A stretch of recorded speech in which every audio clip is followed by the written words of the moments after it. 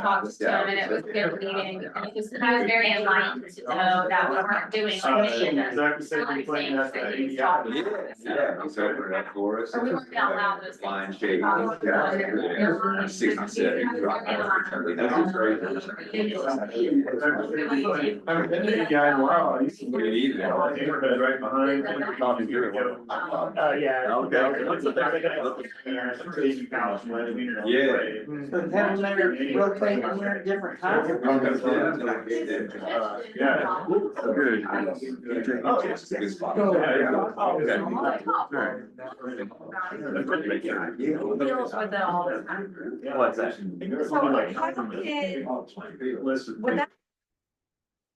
Sounds like maybe the planning commission was saying not to, for the fact. So future land use. So we didn't come up to leave. Same old one. Yeah. And of course, some people want to come, but I feel like it's not incorporated system. They do have a cigarette. So I don't know, they do it later. Oh, it's just in there. But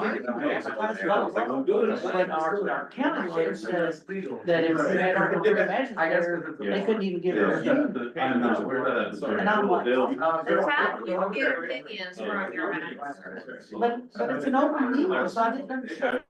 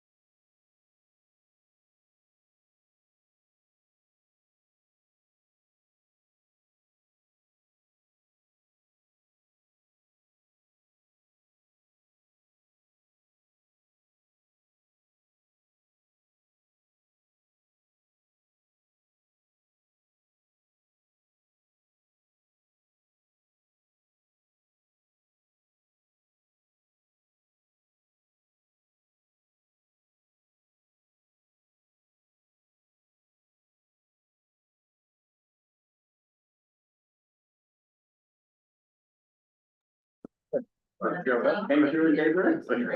and that's why I started. They're part of the program. And there's representatives.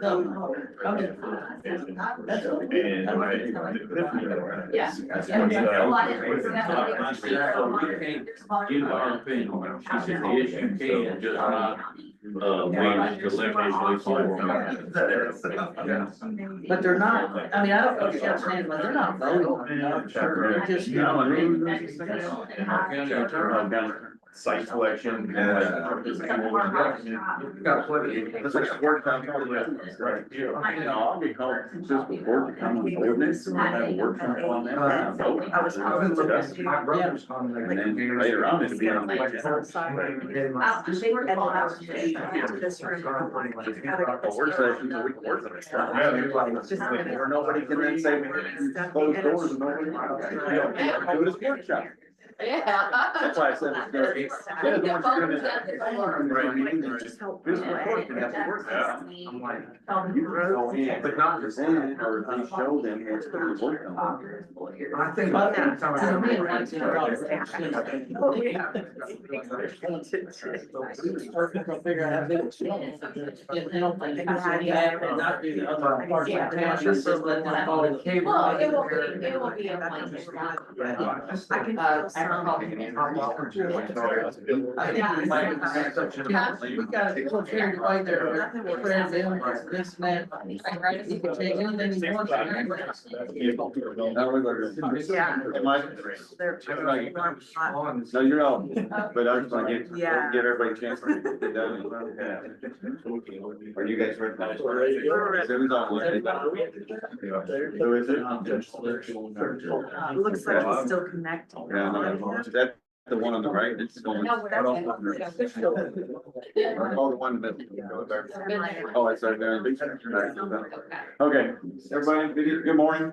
We're gonna go ahead and call the, July 8th, KIPDA Regional Planning Council meeting to order. And, thanks everybody for being here. We've got a quorum. And I'll ask Rachel though to do the member roll call. Okay. Honorable Jerry Summers.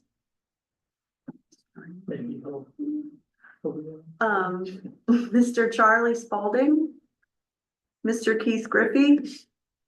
Honorable Scott Bates. Here. Honorable Jason Stanley. Here. Mr. Mike Ray. Here. Mr. Brian Davis. Mr. Tony Parrott. Mr. Mike King. Honorable David Vogel. Mr. Ryan Fisher. Ms. Anna Barge. Honorable Dan Ison. Mr. Ryan Lipke. Here. Mr. Lawrence Blackaby. Honorable Scott Travis. Ms. Julie Sweezy. Honorable John Ogburn. And Honorable Joe Robinson. Well. If Josh Judge Summers. comes for real. Yeah. We'll have a quorum, right? We would then be Henry, Olin, Shelby, and Bullock, right? Here comes. I don't think we have any bullet. We're John. Oh, yeah, oh, if he comes, we'll have bullet, yeah. Then we'll have Henry Bullock. And Sean. There we go, the Judge Ogburn. Perfect. Morning, Judge Ogburn. Hello, sorry I'm late. All right, we have a quorum now. And then if Judge Summers is on, then that'd also be an additional member, so we'll be in good shape. So, all right, we're gonna move on. Our minutes from April 8th, were sent to you in your meeting invite. You've had a chance to look at those. Does anybody have any corrections or changes? If not, we'll entertain a motion to approve. All right. We have a motion and a second. All in favor, say aye. Aye. Any opposed? Hearing none, the motion passes. The minutes from April 8th are approved. All right, this time, we have a guest speaker, Mr. DJ Biddle from U of L Center for GIS. Hello, hello. How's everybody doing this morning? We're good. Excellent. I really appreciate the opportunity to come talk with your group, this morning.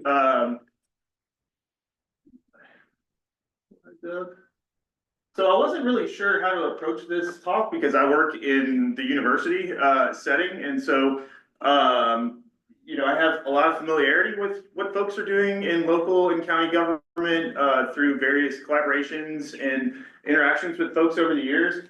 But the more I thought about it, the more I understood that what we're doing at U of L on the operations side, which is a tiny fraction of what we could be doing on the operations side with GIS, is very much akin to what you might do in a local government, county government setting. So U of L is like a small campus or a small city, right? We've got 3 campuses, we've got infrastructure, we've got buildings, we've got people. And so we've been really slow on the uptake in terms of applying GIS to managing our campus infrastructure. But I have one kind of case study to share with you that I think represents an example of how you can take GIS and apply it to a tangible, specific business process or problem to gain some efficiencies, to give your field crews some modern tools and really just improve the way we're doing business. So just kind of a breakdown of what I'll cover in the hopefully 15-20 minutes is I'll introduce myself and kind of my background, give a brief overview of GIS. I'm assuming that most people are familiar in some ways with GIS, but we'll go over the basics just to get on the same page. And then I will kind of differentiate what I see and others have noted as modern GIS and how that's changed from like the expert user with the desktop computer who cranks out a map, that you throw on the table for planning exercises, and is really a more integrated system for managing information and processes. And then I'll cover local government GIS applications very briefly because you all are probably familiar with lots of those, and honestly, there's too much to cover in that time. I'll point you to some resources where you can learn more. And then the main thing I'd like to talk about is the CardStorm application, which is our stormwater infrastructure management system that we built at U of L. And then hopefully we'll have some time for questions and any further discussion. So a little bit about myself. I'm the director of the Center for GIS at U of L. We're based in the Department of Geographic and Environmental Sciences. So I'm not on the operations end, I'm on the academic end. But as I mentioned, U of L has been really slow on the uptake with GIS. So I end up supporting a lot of applications in our Department of Environmental Health and Safety, our Planning, Design, and Construction Office, the Vice President for Finance, or whatever the title is currently. They changed the, if you follow what's going on at U of L, we have a lot of administrative change there. So I have been there for 20 years. So I think I'm one of the longer tenured folks. So I teach courses in GIS and various other geospatial technology tools. I lead research projects with folks from across the campuses, from English professors who want to map stories about Victorian era literature, to folks that are actually doing some stuff with stormwater, or not stormwater, but wastewater in the Environment Institute with wastewater epidemiology, trying to understand how we can predict or get earlier indications of when diseases are outbreaking. So do a lot of research. I provide technical support to our campus GIS users, and just got news yesterday that we're finally blowing the lid off GIS at U of L, and will provide ubiquitous access to all students, faculty, and staff, which has been a real bottleneck for us over the past 20 years. And I also serve as a representative to the Geographic Information Advisory Council, as a representative of the Kentucky Association of Mapping Professionals. So in that venue, I interact with state government officials who are interested in GIS, and many county officials in various capacities. So that's a little bit of a window into the government applications of GIS. So feel free to ask questions at the end about any of this stuff. One thing I'll say, I'm not selling anything. I'm here to share my experiences. I'm here to be a resource. I've got cards I'm happy to share. And I'd encourage you, if you have any thoughts or challenges about how you're using GIS or not using GIS, I'd love to be a resource. So there we go. Our group at U of L consists of 2 staff and several affiliate faculty. We do teaching, research, service, community service, and administrative functions. And the administrative side is where I'll really focus the talk today. So before that, just to understand a little bit about your experiences. So you get a show of hands. Sorry for the folks who are online. I won't be able to see you all, but fortunately we have a bunch of folks in person today. So who has heard of GIS or is familiar with that term, acronym? Great. Who has a GIS department in their government organization? So most. Who works directly with the GIS department? Okay, so fewer, but most still. Who's used the GIS maps, like a physical map for planning? All right, great. So I'm preaching to the choir here. Who thinks it's just too expensive, too complicated, or too hard to start using? Yeah, exactly. Yeah. I've known Zach for a long time, through various, parts of life, but, he's here to heckle, I'm sure. So, well, just to get back on the same page, you know, a GIS is a framework for gathering, managing, and analyzing geographic data. It's not just software, right? You have to have all these pieces to make a GIS work. The data being, I think, the most important part, and often the most expensive part of doing GIS projects. Fortunately, in Kentucky, we have excellent data resources through the Department of Geographic Information. I don't know if anybody saw the press release last week about the statewide high-resolution aerial imagery. So if you're trying to, you know, digitize features or generate data sets for your county, the imagery is a great source. There's statewide LiDAR. We have more access to free data than we've ever had before. So yeah, GIS takes the real world and abstracts it out into a series of layers that relate to specific themes. And with those layers, we can query against one another and ask, you know, where are all the addresses within a half mile of a bus stop in terms of improving access to public transit, for example. And the real, you know, the real value is that we link maps to our information, our tabular data, so we can ask questions like, where are all the outfalls installed before 2010 that are owned and maintained by our agency? So if we need a quick way to stratify data or answer very, you know, specific questions, GIS lets us do that in a visual way that's immediately intuitive. So other where questions. So maybe we ask who lives within walking distance of a supermarket, who lives within driving distance of a supermarket, maybe who has access to a car to get to the supermarket, identifying areas of need where we might build a supermarket. And so when we get down to, you know, planning for a new retail establishment, planning for a new community center, there are GIS techniques that help us imagine different possibilities and test scenarios, test different ideas in order to make you know, more better decisions and use public funds better ultimately. So I think I keep hitting the wrong button. Here we go. So you heard me mention modern GIS, and I just want to distinguish that for a second because you know, when I learned GIS, we were you know, pop the CD into the CD-ROM and download the data and convert it through three different formats and, you know, make a paper map and export it. And that was the end of the GIS process. The user interacted with the map. Now the user interacts with the data. The user interacts with all the different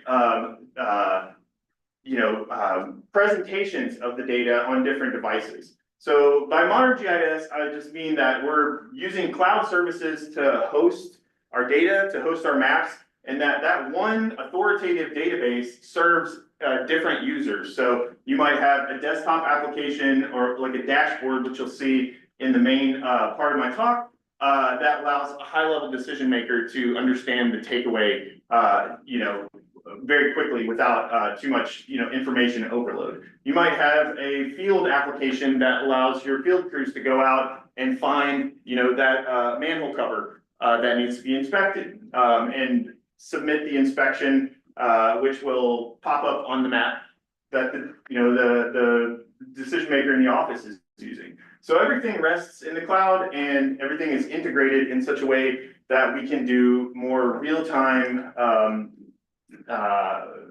you know, assessment of our assets. And so I could have picked 1,500 different examples of how you could use GIS to manage assets or do planning. Here's a few. So signs are easy to find, hopefully. And, you know, with a couple $1,000 in equipment, you could go out and map all the signs, the conditions of the signs, and everything you would want to know about signs. Utilities, a little bit more difficult, right? I mean, those are underground, so we've got to use locating equipment. But I was saying now, I've been playing with this tool in the past week that takes an iPad Pro, which has, I don't know if anybody has like the new iPhone, it has a LiDAR scanner built into it. So you can actually go out and scan the environment, and with a high accuracy GPS, get survey grade LiDAR point cloud data with an iPhone So you know, scan the whole and create accurate GIS data from a LiDAR scan with an iPhone. It's bonkers. I mean, I tried this last week and I was just blown away. I created a full-scale model of our the interior of our department in 10 minutes. Now you gotta manage that data, and it's not just about collecting the data, but the barriers to entry are lower than they've ever been. You know, I'm not gonna talk about all the different things you could do with GIS.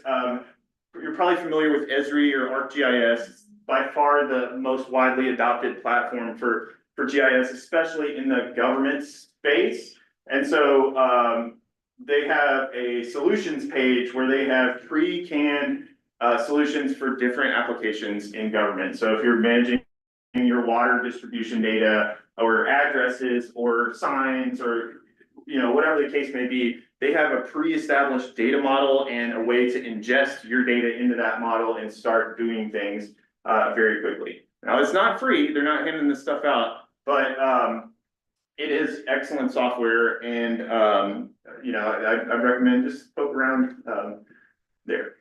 So with all that said, I'd like to share my experience implementing a GIS with a very tangible and you know, project at U of L. I don't think I need to spend too much time explaining why we manage stormwater, right, with this group. We've had some issues with it at U of L over the years. This was 2009. I don't know if you all remember that. August rainfall, we got 6 inches in an hour and caused about $15 million of damage at U of L. And so initially, during that time, we helped map the flood extents and flood depths and identify the areas of greatest need in terms of managing that water, or at least trying to avoid repetitive loss properties, you know. So this is the Houchins building, the yellow building, and here's the Houchins building today. So we implemented stormwater best management practices to reduce the likelihood of flooding. Now, again, if we get 6 inches of rain on campus, it's not going to be perfect, but it's going to be a lot better than it was then. So over those intervening years, we've built, you know, stormwater management systems with every capital project and some retroactively to manage our stormwater. And so we have over 100 BMPs on campus to manage. We've got to maintain them so that they're clean, so that they're doing their jobs effectively. And our Department of Environmental Health and Safety and physical plant and ground crews are, you know, responsible for maintaining that stuff. So our sponsor, our project sponsor in DEHS came to us and asked, you know, is there a way we can use GIS to like solve this problem of like, where is this stuff? How often is it getting cleaned out? And that really centered around the need to, and some of you are probably familiar with the reporting requirements for stormwater BMPs through the MS4 program. So, and I know there's some MSD folks in this group. I'm not sure if there's any MSD folks here today. We have anybody to that? No? Okay. But yeah, U of L has to submit reports annually to MSD on all of the stormwater infrastructure, and you know, it's a statutory requirement. And so we want to create a system where we can track inspection data and maintenance activities on these stormwater systems on our 3 campuses easier, and allow inspectors to get out there, identify the infrastructure, and submit their reports through a mobile device, and then automate that process of submitting those reports, which was previously very manually intensive, where somebody had to sit there and type up every single report for all these 100+ BMPs. And so how do we even approach a project like this? And it starts with, you know, identifying what do our users need from the decision makers, you know, that are over DEHS and grounds, to the program managers that are implementing the inspection project annually, to the field workers who are out there doing the inspections.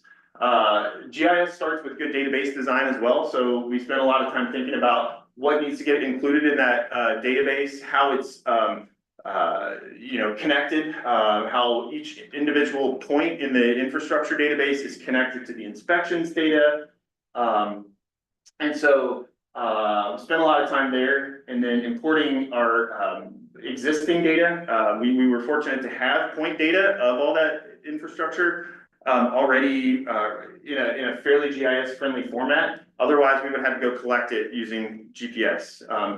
So we designed the database, imported the data, did a field validation just to make sure that what we had in our database was accurate, and then developed applications that our users can leverage. This commercial out of the box. So we did not code anything. We're not software developers. We're people with tools that we can leverage in specific ways. And then of course there's training and maintenance. So thinking about user requirements, people in the field, they need to be able to identify that BMP in the field. Maybe the grass is overgrown. My grounds supervisor would, he probably recoil at the idea that the grass gets too high, but sometimes it happens, especially when we have a wet summer. They need to be able to complete the inspections and submit them on their mobile device. They need to not do too much manual data entry. It needs to be form-based so that they can quickly do that inspection and move on. And then if there's a team out there doing that, we need real-time visual tracking of what has been updated, what has been inspected, and where, so that there's no duplication of effort. The program managers need to be able to track the inspections daily to see who inspected what and when. And then decision makers just need to see the project progress at a glance without really getting bogged down in details. So most of this work, I will take credit for project managing it, but 2 undergraduate interns did most of this work. Angelina Rangel and Charlie Kovacs. And here they are out doing field validation with our $600 Bad Elf GNSS Surveyor Bluetooth GPS device. So they went out and verified all the location data, flagged anything that they weren't sure of, and built a ArcGIS experience builder to track that progress. So if their dot is green, they've been out there to visit that location and verified that it's good. If it's red, it needs further review. So we provided this interface to our people who are familiar with this infrastructure, and they were able to update the data themselves through this application, filter it by location, filter it by name. So this was kind of our working application as we went through that data design and data ingestion process. And then we developed a mobile application using ArcGIS Field Maps, which is again a commercial out-of-the-box application. And ArcGIS Survey 123, where inspectors can go out and identify a BMP. So we click the point on the BMP, it brings up a picture so we can confirm that that is where we actually are, because GPS signals can be, especially with just your phone GPS can be, there can be some accuracy issues. And then we hit the Inspect Now button, and it pulls up a pre-populated form with that, with the details of that infrastructure already generated. It pre-populates the inspection date. It'll pre-populate the inspector field, although it's not showing here. And then it pre-populates a GMP or a BMP type. So are we looking at a bioswale, a rain garden, a catch basin insert? And based on the value selected for BMP type or GMP type, green management practice, we get a different form with questions that are relevant to that particular type of infrastructure. So a catch basin insert has specific questions about whether it's maintained properly, whether it's full leaves and litter that needs to be removed, and they can quickly choose radio buttons for those values, and if we need comments, we can do that. And then they submit that inspection, and this is the backend where we see all the inspection data. I did get my QPCI training, so I was able to go out and help with the inspections. And then here's the cool part, is that we can manage this annual process from our dashboard where this is from 2023, but we just updated it. This is actually a live link. I'm not gonna mess with that now. We're about 60% of the way through this year's inspections. And so, when, at the beginning of the inspection year, we have, color coded, kind of hexagon for different systems. So all these points are part of the, this is Belknap Village, South, infrastructure. The black dot in the middle, indicates that that piece has not been inspected. And then as soon as that inspection is submitted, it updates in real time map, the dot turns white and you can move on. So it's really easy to track what's gotten inspected and what hasn't. We can see, when the inspections were done, we can pull up the completed inspections. We have a quick indicator that shows us, what the overall project progress is. And then when inspections are complete, we can, from the back end in survey 123, select all of the bioswales or all the catch basin inserts. And with a single click, generate the inspection reports in MSD's preferred formatting. So we're pulling data from those surveys and populating these fields. And I can't take credit for designing this.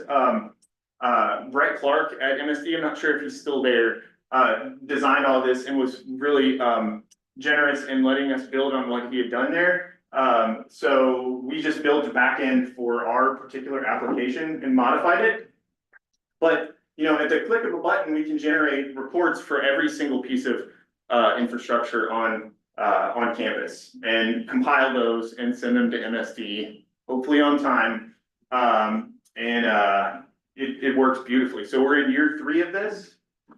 We did some training efforts in 2023, but we have produced process documentation so that we have had new people rotate in and pick up the process, seamlessly from there.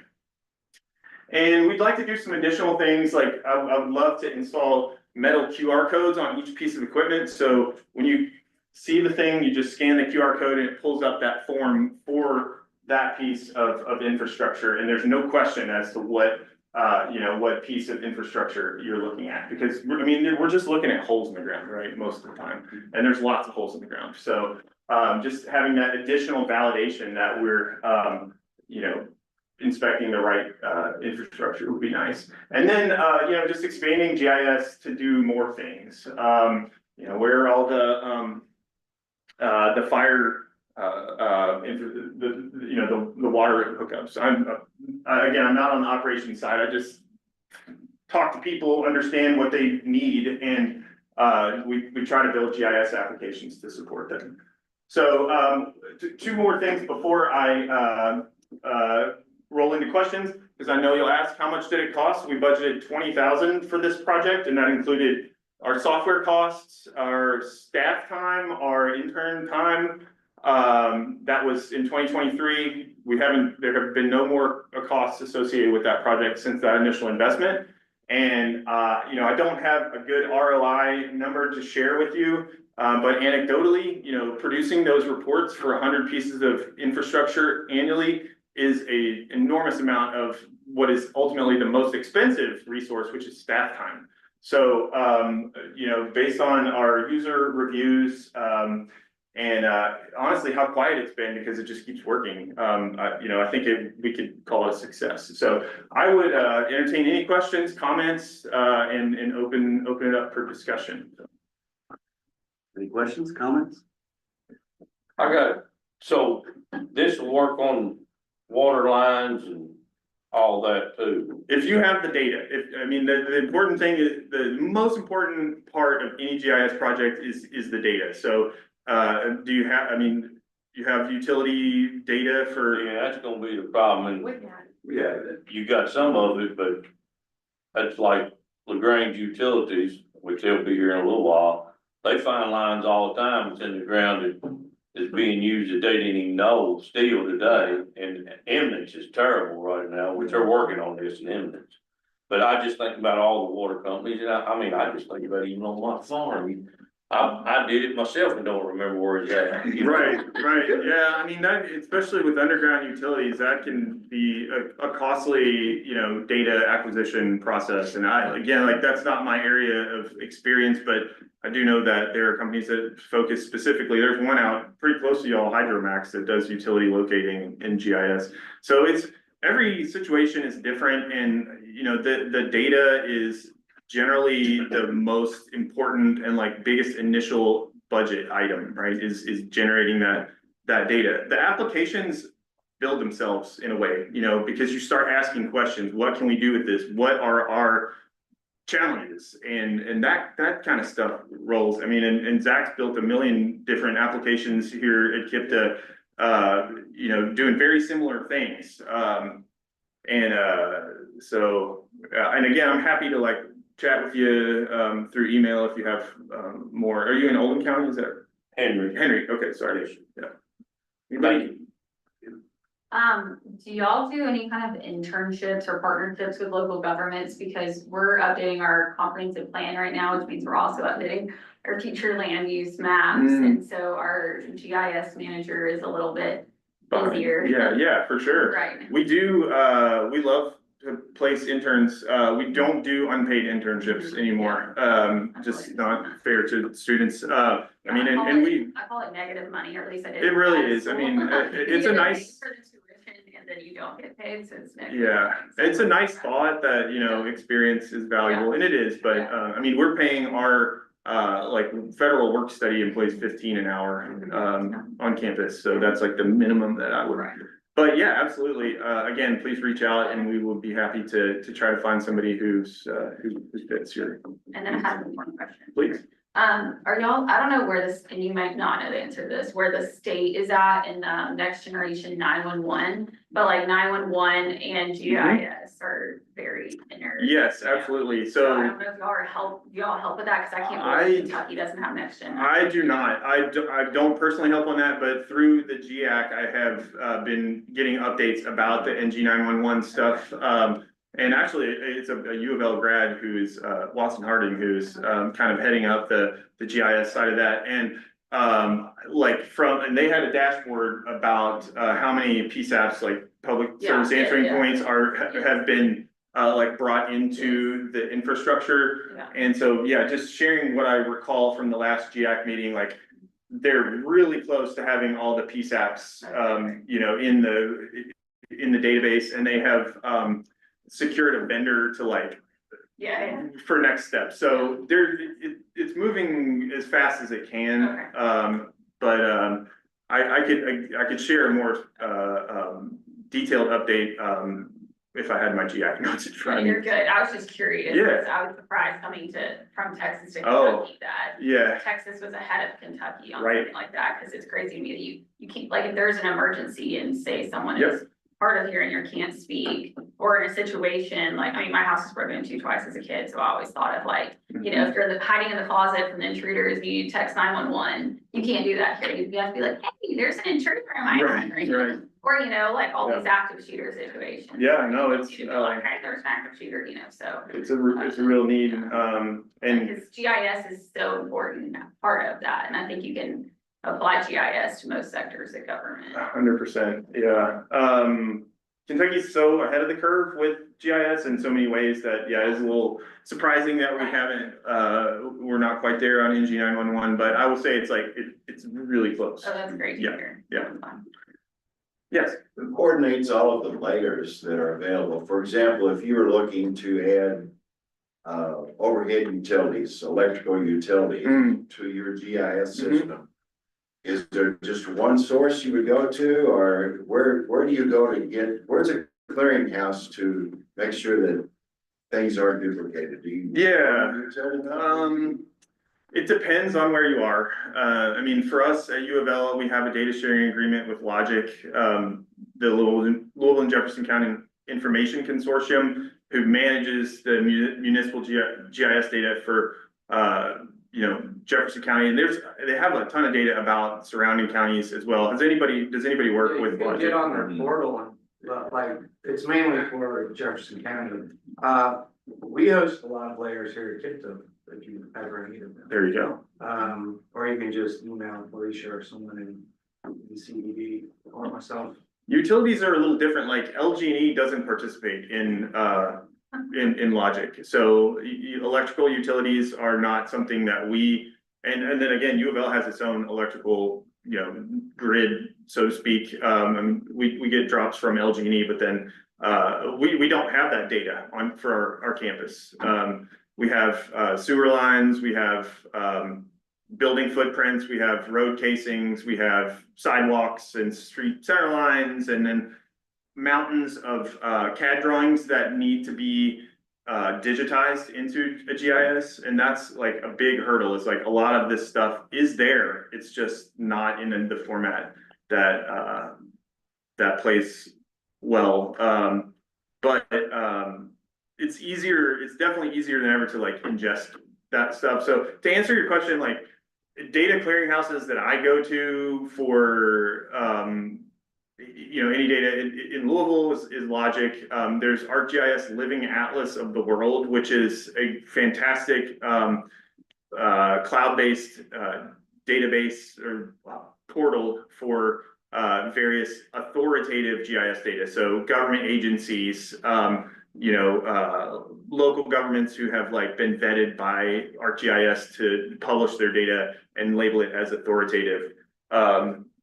But it all just depends on the locality in a lot of cases, especially with the utilities data. It takes those agreements, those data sharing agreements, because utilities have data about their systems, and cities have data about their land parcel fabric. And so that's why I think Logic is such a great example, because, and I think it was, the origin story was that there was a sewer explosion do you remember in the 80s?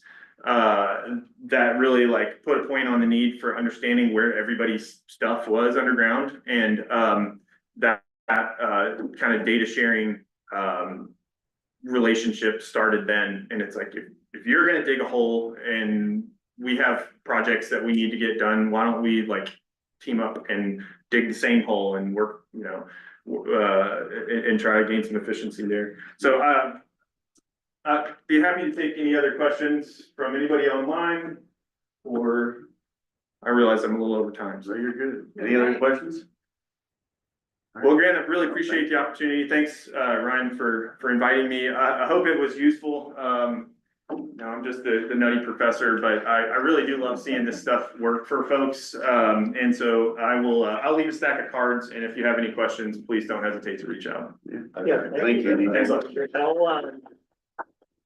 I can forward DJ's presentation and contact information in a follow-up as well. Okay, awesome. Thank you. You're more than welcome to hang out if you want. I actually have another meeting at noon Okay. I'm gonna have to run for, but I appreciate that. All right. It's No, nice thank to you. meet you all. Thank Okay. you. Thank you. Good job. Thanks a lot. All right. Good discussion there. Information for us all to take back, especially good things, right? You're always We need a thinking. GIS card. Yeah. I can afford one of these. Jackson has them. All right, Do it myself. we're gonna move on to the KIPDA update. So KIPDA staff, Ryan, got something? Yeah, just got a couple of quick things. So our 2024-2025 water wastewater management plan is nearly finished. Speaking of GIS, I just spent a lot of time updating water and wastewater infrastructure for our counties and that. So we should have most of that data updated. Been working with Jonathan on getting them some maps for evidence. But yeah, so that's kind of coming to a close now. That plan should be published hopefully midway through this month or later this month. And then as also a part of that plan, we have objectives identified for each of the water and wastewater systems in our counties. Just sort of like tangible goals that we can try to work towards for planning efforts, things that need to be, problems that need to be solved and addressed. That's kind of what I've been working on mostly for the last couple months. I don't know if any of my other colleagues have any other things they want to throw in there, but. Anybody? You have updates? No? All right. Oh, yeah. Nick. Oh, Yeah. Yeah. Make Briefly, Transportation Policy Committee, they approved the 2025 to 2028 update to the Transportation Improvement Program. And that includes about 400 projects that are federally funded or regionally significant. All those can be reviewed on KIPDA's website. The Safe Streets and Roads for All program has completed safety action plans for 15 jurisdictions. Those plans are also on KIPDA's website. That's a result of a 2023 federal grant. It identifies high injury roadways and intersections with strategies to improve safety. And Kentucky counties are currently going through the SHIFT process, which is the Strategic Highway Investment Formula for Tomorrow. That informs the 2026 recommended highway plan that gets presented to the General Assembly. Sponsor projects are currently being scored by the Transportation Cabinet. Combining the Highway District and KIPDA sponsorships, there was 136 projects sponsored in the KIPDA region. Thank you for that update. All right, anybody else? No? All right, we'll move on to county updates. Start with Judge Bates. How about that? That's fine. Yeah, we don't have a lot going on right now. We, have a lot of interest in the, data centers. You got people's for, people's against it, and they're all wanting to get their foot in the door, early. And, the data centers herself has not been contacting myself, so, I know there's been a mess in Oldham County.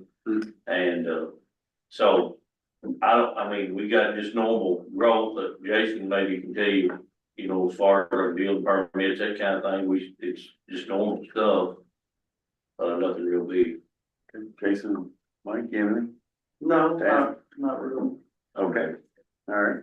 We'll move on to Oldham, yeah. Well, we have a moratorium on data centers now for 100-something days or any private utilities or anything like that. WHP did withdraw their application, conveniently the day before 4th of July. And then, so yeah, we still have 4 appeals, the private utility at the location that's been withdrawn, but hopefully they'll withdraw all their appeals because they're moved now. We're still updating our comprehensive plan. We have to get the new comprehensive plan approved by the end of the year and that future land use map as well. So, and then we're also working on data center ordinances. So we hope to have updated by the end of the year. There's a lot of, we've met with U of L professors, we've met with people from all over. We've met with the We Are Oldham County group. We've met with a little bit of everybody. Ryan spent a lot of time meeting with people. He was also working on a housing study and utilizing GIS for that. So, that kind of got put on hold a little bit because of everything else that was going on. But it seems like we don't have enough apartments based on the actual data, but some people might disagree with that because there's large groups of people who don't like apartments. Have you seen the Kentucky housing study that they just released? No, Earlier this year? Well, maybe he was referencing. They that. did one for every county in Kentucky, and I think that was released beginning of the year. Okay, yeah, because I think he started this in the fall, but time is all like blurred in my head nowadays, so. But yeah, that's all. Okay, thank you. Moving on to online folks, Judge Ogburn, do you have anything for updates? No, not at the moment. I'm like Judge Bates, we're getting some talk about data centers, but haven't had any formal conversations yet. So we're working on our planning and zoning ordinance and trying to get ahead of the curve. So The judge has been working with some UK students that are doing a summer internship to kind of get I don't want to say a comprehensive plan, but a plan for the Bedford community as well as the county on kind of bringing tourism and kind of wayfinding signage and how they can kind of spruce up Bedford to be more inviting. So that's been a fun process. They've come there a couple times. yeah, that's a good program. And we did it with downtown Milton now we're doing it with the rest of the county. So I'm anxious to see what they come up with. So Several landscape architect students as well as tourism and a marketing person. So it's a good program if any of your all's communities are looking for kind of little kind of mini plan for their area. What's the name of the program?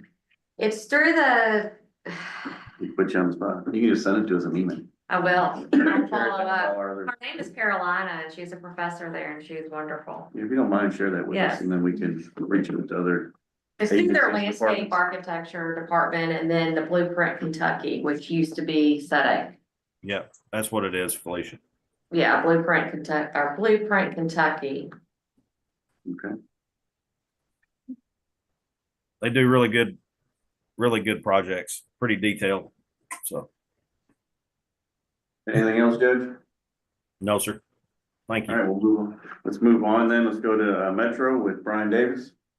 Hey, everybody.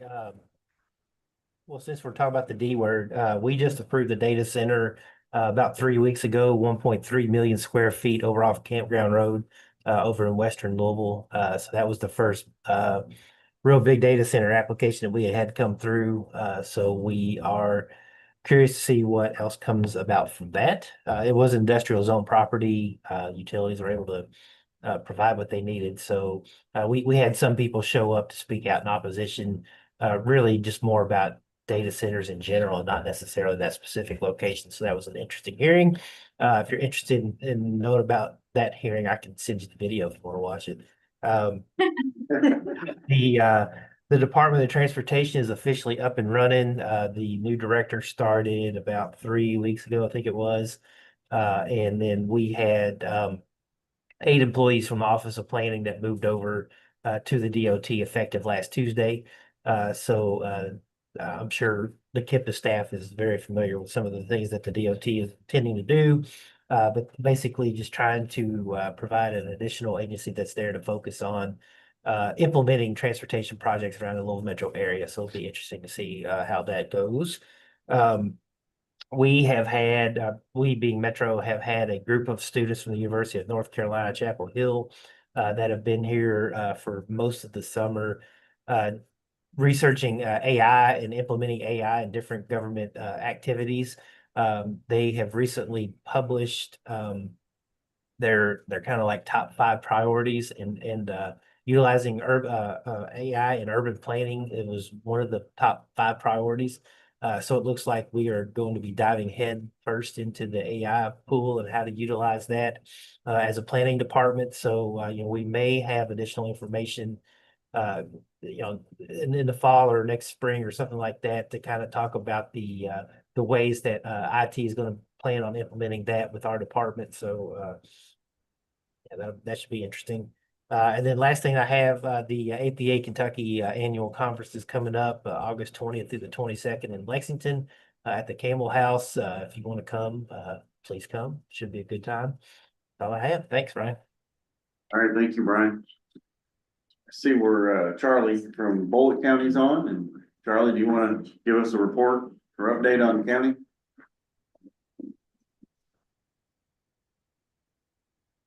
All right, Charlie's not responding, so. It's not. Yeah, no, it's okay. Oh, Oh, here he is. Charlie, you want to give us an update? So we got our comp plan finally fully done a couple months ago. So we are still kind of learning how to use it, developing a couple tools to help us and to help applicants use it a little bit better. We're getting ready to embark on a hopefully a pretty significant update of our regulations over the next year or so. I think our RFP window closes maybe, I think tomorrow or Thursday. Anyway, I hope to get that done. And we too have had some phone calls on data centers, but we've not had any formal requests as yet. So that'll definitely be something that we look to address in our regulations going forward. And that's kind of it for now. Thank you, Charlie.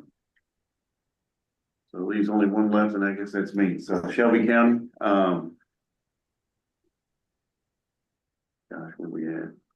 I guess it's new budget year, right, for all the county governments and cities. So the city of Shelbyville and I believe Shelby County have both budgeted for comp plans to be done. Go out and put out proposals to hire consultants to come in and prepare comp plans for their jurisdictions. So that should be something that'll probably be starting here soon. been working with the city of Shelbyville, earlier in the year and the latter part of last year, we dealt with the short-term rental stuff. Now in the city of Shelbyville, we're having to deal with food trucks. And so we're currently in the process of developing, regulations from zoning as well as the code of ordinances for the city that are gonna handle food trucks as well as food truck parks. And then data centers, I've only had a call from Anna, so. And I know the city of Simpsonville, city administrator told me that they have reached out to Hunt Midwest, who is developing the flea market property, to let them know what's going on in Oldham, and if they wanted to contact them about, hey, the door's open and you want to come to Simpsonville, here you go. Oh, wow. But, we've got 4 data centers in Shelby County currently. KU's got one, Eaton Corporation has one, Humana has one, and then there's the one in behind McDonald's there on Taylorsville Road. You can see it plain as day, but I don't know who owns that one. How big are they? They're not large though. The Eaton data center is the largest in the county at a couple 100,000 square feet. And that would like, on the way we currently have our zoning ordinance is written, that would be under our large category. But those are not being approved, this is just for our preliminary. Yeah, stages. way we handled that years ago is, it's a light industry, right? As I told Ann, if you can manufacture tires in our light industrial zone, You can have a data you can have a data center, right? It doesn't specifically state data center, but I mean, we interpretate it as a use that's, So have you done any new regulations for data centers? we haven't. So I know you all are looking And the to same address thing, it. same thing goes with the solar farms and all that. Mhm.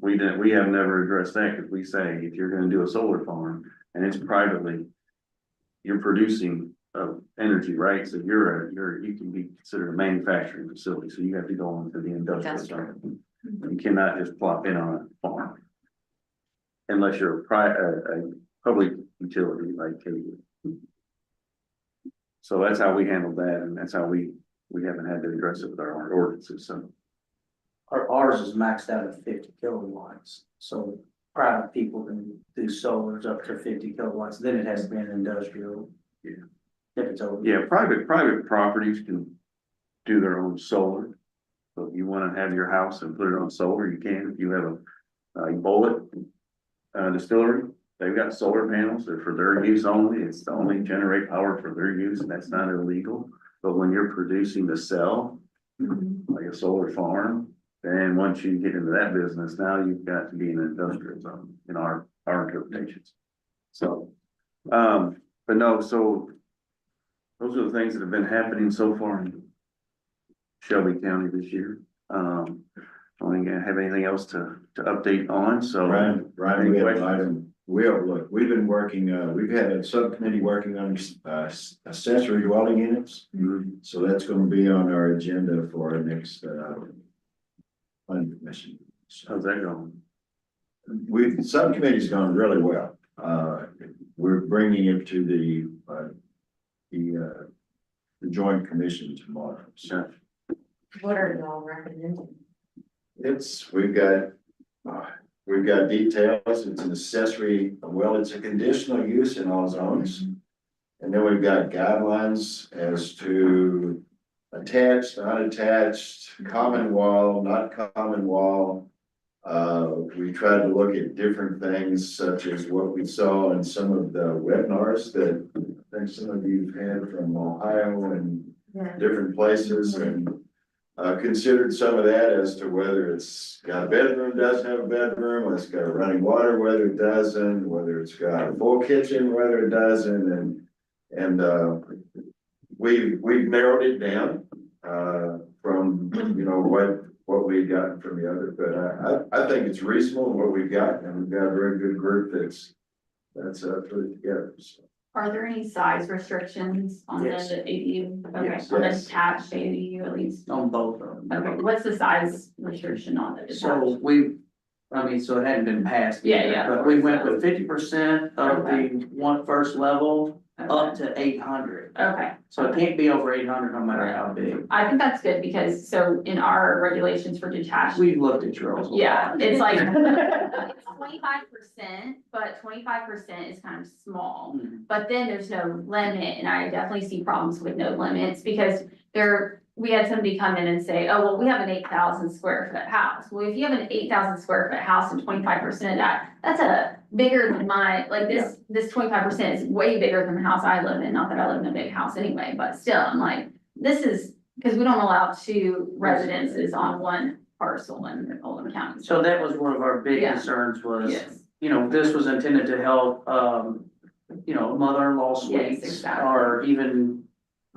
kids, yes, that's right. grown kids until they have a family. So Right. we figured max bedrooms, 800 square foot max. We didn't really want to build another house Right. on the front. So we have a limit, and I think you all did too, on how close. Yeah, We don't want it any further than 25 foot from the house. That way, you know, you do end up renting it eventually because something happens, but, you gotta like your renter yeah.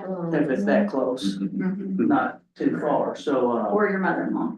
well, yeah, so How many bedrooms do you all? We don't limit the bedroom. Really? Okay. Yeah, it's just 25% You of said 2 the. bedrooms?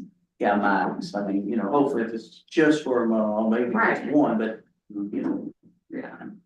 So I don't know. We've had several meetings, very open group, so. And we looked at Oldham counties a lot. We've looked at a number of them actually, but anyway, so. I think that sounds really smart, what y'all done. Mhm.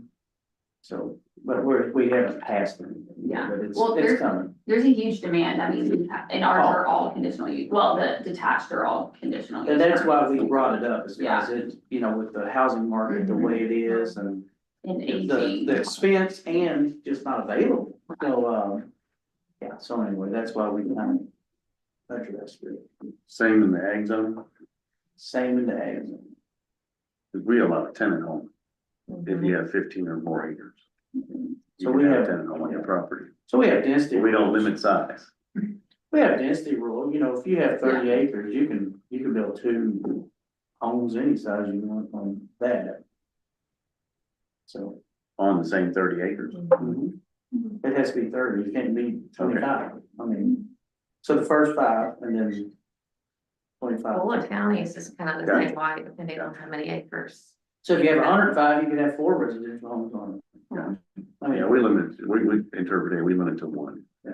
If you got 15 or more acres, you can have a second dwelling. but that doesn't happen very often because the banks Yes, don't really, allow it. yeah, you don't own the property, so those, you know, Mhm. only people like Scotty can do something like that. They don't need a bank. Anyhow. Yeah, we got quite a few, I'll tell you that right now. Yeah. In our rural areas, we have a lot of second dwellings on property. Well, we have a lot of, you know, people trying it a lot. I just have to tell Jason, turn his head and drive by my. All right, any other discussion on the county updates? If not, any announcements from the KIPDA organization? Jared, anything? No, sir. Nothing going on? I know y'all on kind of like a break right now, because it's July and you took off, so. From what I was told, no meetings, No all that, just kind of taking it easy, that's good. Y'all need that break. Regional Water Council. like Okay. that. Okay, so yeah, you still have a few, but not, Yeah. not the big ones, all right. Any other business? All right, public comment period. At this time, we'll entertain any comments from the public. Seeing nobody stepping up or shaking their hand online, we're gonna close the public comment period.